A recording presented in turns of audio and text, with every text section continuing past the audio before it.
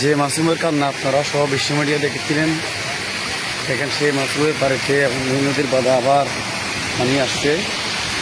এবার হয়তো যে টিনের চাল দেখা গেছিল ওই চালও থাকবে না। এই পানির স্রোত দেখেন, বাড়িতে পানির স্রোত ক্রমান্বয়ে বাড়তেছে শুধু আধা ঘন্টার ব্যবধানে। 8:30 থেকে এই পানি আসা শুরু হয়েছে।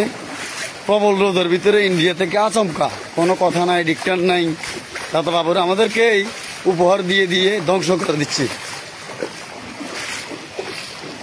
আমি কিছুক্ষণ আগেও এখানে বালিতে দাঁড়িয়ে লাইভ করছিলাম, ঠিক 20 মিনিট আগে। দেখেন 20 মিনিট পরের অবস্থা, এত স্রোত যে এখানে দাঁড়িয়ে থাকা অসম্ভব। দাঁড়িয়ে তো দূরে থাকে, এখানে এখন হয়তো সাধারণত স্পিড বোট এখানে দাঁড়াতে পারবে না, এত স্রোত। এখানে স্রোতের অবস্থা। এটা হচ্ছে আমার ঘরের পিছনের অবস্থা। এটা হচ্ছে সেই মুহুরী নদী, ফেনী পরশুরাম পশ্চিম এলাকা আলতাফ আলী চৌধুরী বাড়ির পিছনে যে ভাঙন। রোদের কারণে আমার ক্যামেরা ফোকাস মারতেছে না, এত স্রোত। এটা আসলে সরজমিনে না আসে আপনাদেরকে বোঝানো যাবে না, আপনারা আওয়াজেই বুঝতে পারতেছেন। এটা সেই পশ্চিম এলাকা মুহুরী নদীর ভাঙন,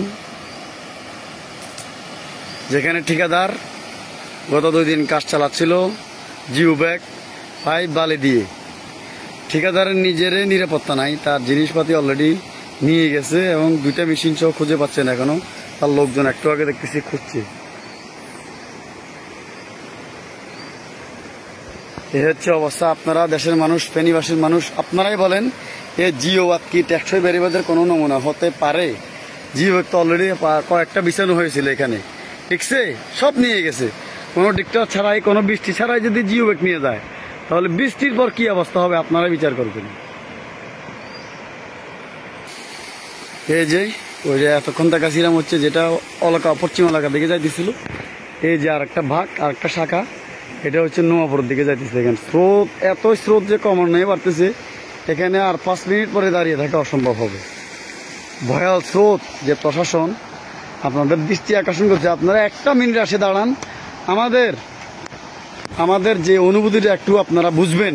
জাহাজারে যা কেন করতেছি আমরা, বারবার আপনাদের কাছে কেন আর্তনাদ করতেছি, দেখেন একটু বোঝার চেষ্টা করেন।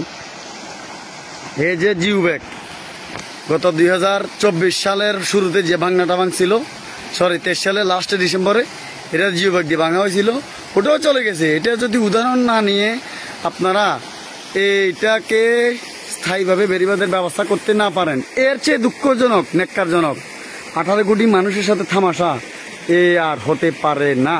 এই সাধারণ জিও ব্যাগ এবং পাইপ মেশিন সবই ছিল ঠিক 12 ঘন্টা আগে। আপনারা গতকাল আমার লাইভে দেখেছেন হয়তো।